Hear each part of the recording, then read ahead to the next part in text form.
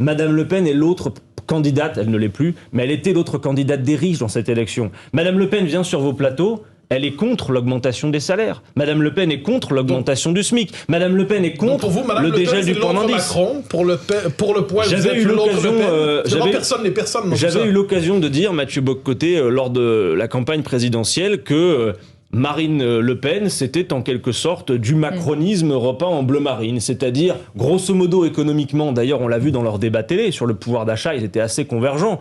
Moins, effectivement, les obsessions identitaires de Madame Le Pen. Mais en tout cas, ce qu'il y a de sûr, c'est que nous n'avons rien à voir avec ça.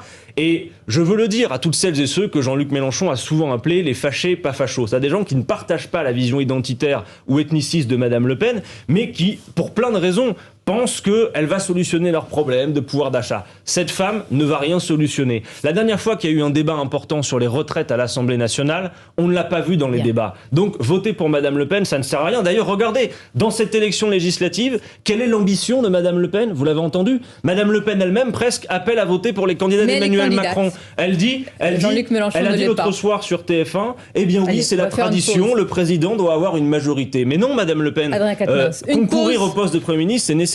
Les gens vont pas sortir d'enthousiasme pour aller voter, simplement pour vous offrir un groupe à l'Assemblée. Par contre, pour mettre Mélenchon à Matignon et appliquer ce programme, ils vont